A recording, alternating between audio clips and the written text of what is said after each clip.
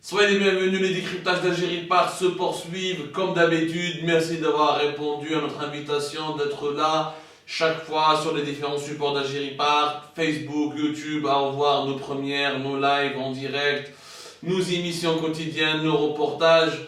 Merci à toute notre communauté algérienne, ainsi que les amis de l'Algérie, qu'ils soient étrangers, qu'ils soient du Maghreb, qu'ils soient de l'Europe, qu'ils soient français, canadiens ou asiatiques ou de l'Afrique subsaharienne. Merci pour votre affection et votre soutien.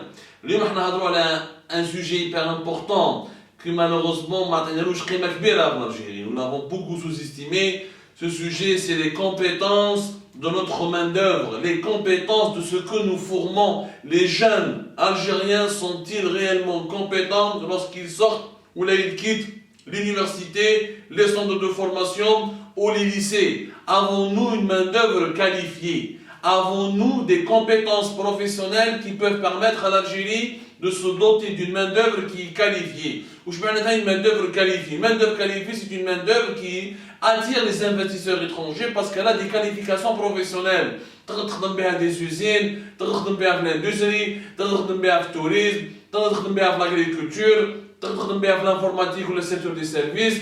Chaque pays a pour obligation, s'il veut réussir son développement économique, s'il veut s'imposer sur la scène internationale, d'avoir une main-d'œuvre qui est qualifiée. C'est un élément hyper important.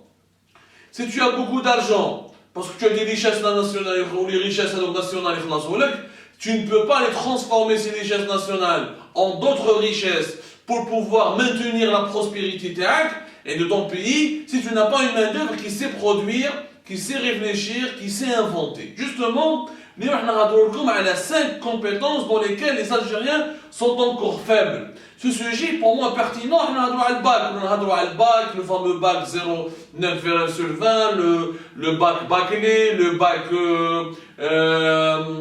bradé, etc. Or, le problème est beaucoup plus grave que le bac. Ça ne date pas d'aujourd'hui.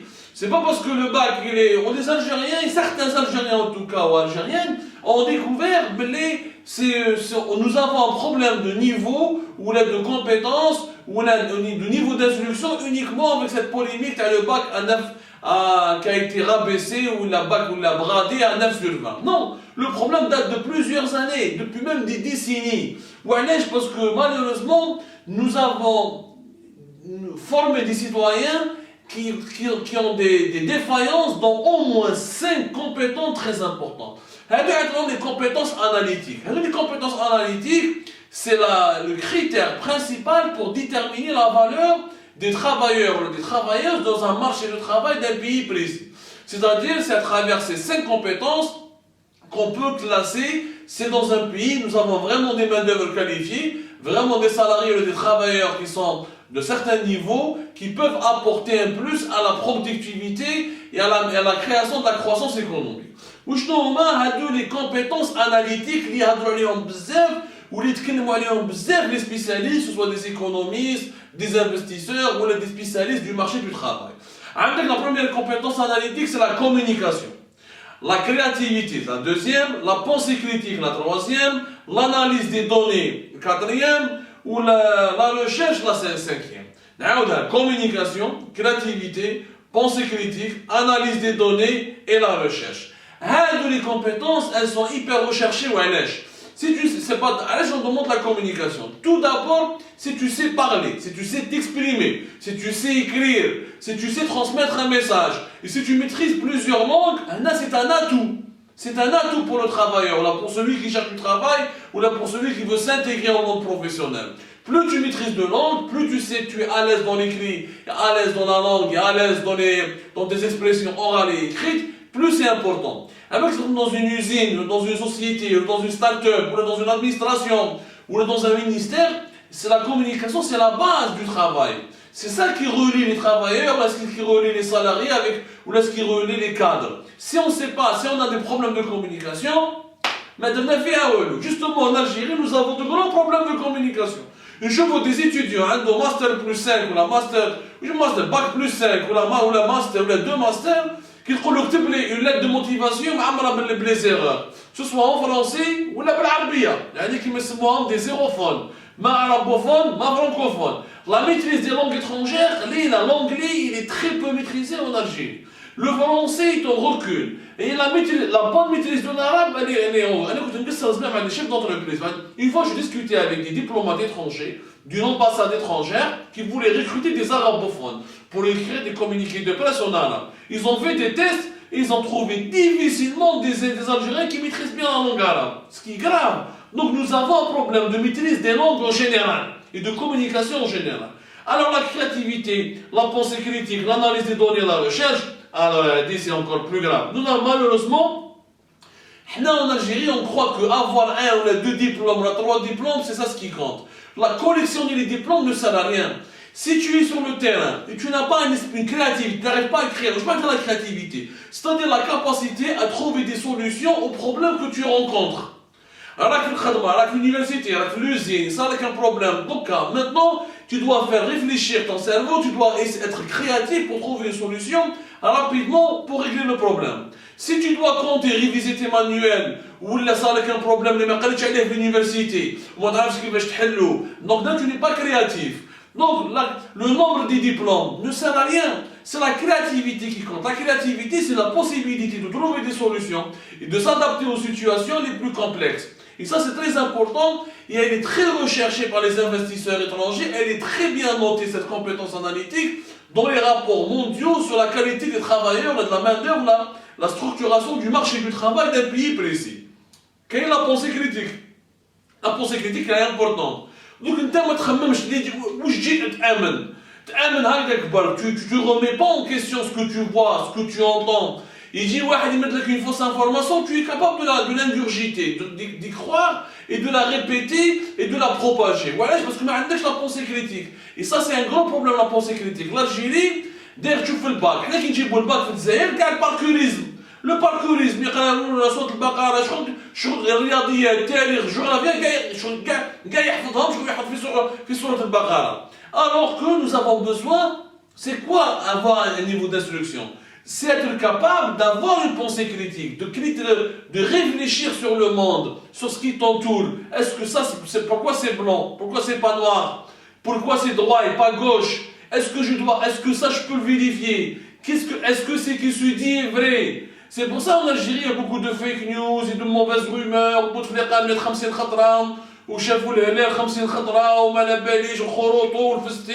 que nous manquons de pensée critique.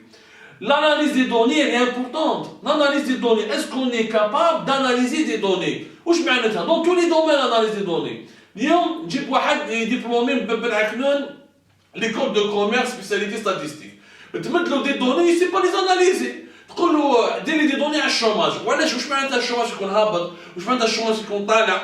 واش معناتها il sait juste donner des chiffres. Oui, il sait récolter les chiffres, mais les analyser, واش معناتها les analyser, les mettre dans un contexte, les contextualiser, les mettre en relation avec des réalités, avec des événements réels, pour essayer de tirer des leçons, parce que les chiffres, ils ont une signification. واش معناتها s'il y a tant de pauvreté وعلاش c'est quoi la région la plus pauvre وعلاش وكيفاش. C'est ça l'analyse des données. Et la recherche, c'est toujours, c'est pas parce que tu es diplômé que tu sais tout. Là, il faut la culture générale, il faut rechercher les domaines à l'appel comme aujourd'hui avec les nouvelles technologies. Tout est en train de s'actualiser. La médecine se développe sans cesse. Il faut des formations continues, il faut être branché, lire, faire des recherches pour actualiser son niveau de connaissance. Malheureusement, en Algérie, les 5 compétences analytiques, nous sommes très faibles. Je vois un rapport, je vois un cas, dans la Banque africaine de développement, qui reprend un peu des recherches et des enquêtes internationales sur les compétences analytiques dans les pays africains. Nous sommes situés en Afrique du Nord, avec l'Égypte, la Tunisie, le Maroc, la Mauritanie, et la Libye, la Tunisie. Bon, la Libye est en guerre, ravagée par la guerre civile, difficile donc d'obtenir des chiffres précis. Mais sur l'Algérie, par exemple, ce schéma démontre qu'entre 1991 et 2018, les compétences analytiques en Algérie ont augmenté uniquement de 2%. Il y a uniquement une petite augmentation de 2% la maîtrise de la communication, l'esprit critique, la recherche, l'analyse des données. uniquement de 2%, ce qui est totalement ridicule. C'est ridicule. La Libye, le recul de Haïti est encore plus catastrophique, elle n'a jamais progressé parce qu'il y a eu les guerres et l'instabilité. L'Égypte aussi, ça n'a pas avancé. La région, il n'y a que la Tunisie et le Maroc qui arrivent à évoluer dans des taux, dans des augmentations de pourcentage qui sont assez appréciables. Parce que le Maroc et la Tunisie, ils ont profité de davantage de stabilité, de systèmes politiques qui ont beaucoup plus axé sur l'éducation de qualité, mais chez la quantité. Parce qu'en Algérie, la quantité, nous avons des millions d'étudiants, nous avons des millions d'élèves, nous avons des centaines de milliers d'enseignants, nous avons des centaines de milliers de diplômés. Mais où est la qualité de cette formation? Est-ce qu'ils savent analyser des données? Est-ce qu'ils savent communiquer? Quelle langue ils maîtrisent? Est-ce qu'ils peuvent trouver des solutions à des problèmes qu'ils rencontrent? Est-ce qu'ils sont créatifs? C'est ça le plus important. Quand on compare par exemple aux pays émergents, les pays qui sont développés, les années 2000, des véritables puissances émergentes sur le plan économique ou la politique. Pour devenir une puissance politique, il faut devenir une puissance économique. Mais qu'est-ce que je dois faire ou une puissance économique? Ou qu'est-ce que je dois faire ou une puissance politique? Puissance politique, égo, ça aboutit à la puissance économique. Je vois par exemple le Vietnam. Le Vietnam, de 1991 et 2018, le stock de ce qu'on appelle le stock de compétences analytiques chez sa main-d'œuvre ou chez sa population, ça a augmenté de 8%. Ça a augmenté de 8%, mais une fois de 90 ou elle vient montage. Et la conséquence, c'est quoi? Après, en quoi ça a permis au Vietnam d'évoluer? Eh bien, le Vietnam a réalisé des croissances économiques records pour les années 2000. En 2019, par exemple, plus de presque 7% de croissance économique. Le Vietnam, il est devenu l'un des pays les plus riches des débuts de la deuxième partie des années 2000, mais 2010, avec des croissances économiques de plus de 7, 8 jusqu'à 10%. Il a créé beaucoup de richesses. Il est devenu ce qu'on appelle un tigre, ce qu'on appelle les fameux tigres asiatiques, les pays émergents qui commencent à progresser. Les entreprises étrangères, ils viennent s'installer. Maintenant, les entreprises étrangères, elles quittent la Chine pour aller travailler au Vietnam parce que tu trouves une main-d'œuvre de qualité qui maîtrise les 5 compétences analytiques, qui est excellente dans les 5 compétences analytiques, avec des salaires pas très chers. Du coup, le Vietnam attire beaucoup d'entreprises comme Samsung, comme Apple, comme Nike, comme Adidas, etc., etc., et dans tous les domaines, Non, ça pour moi, je vois notre pays émergent, la Turquie qui comme le Vietnam.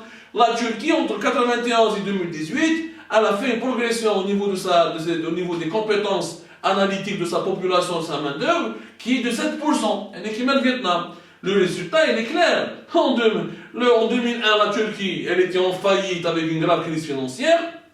Les réformes des normes économiques, etc.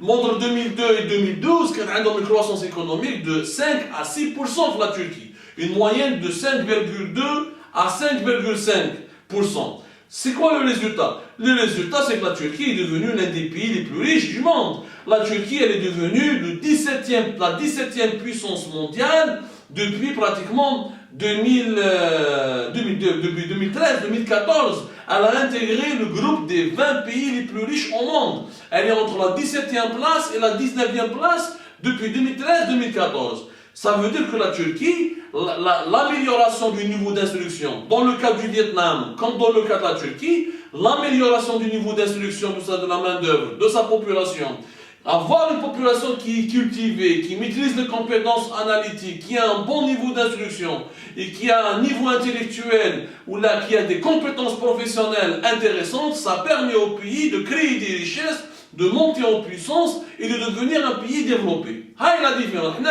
avancé de 2% برك قاعدين متخلفين. حنا نجيبوا في البار ونديروا العراس والحلوات وواحد يتقلب برا ويدير هكذا وهكذا وما على باليش.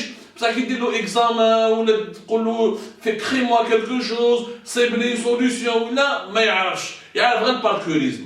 Ce n'est pas ça la compétence, ce n'est pas ça le niveau intellectuel, ce n'est pas ça l'excellence. On doit en urgence redéfinir toutes ces notions et revoir le système de formation de nos jeunes et de notre population.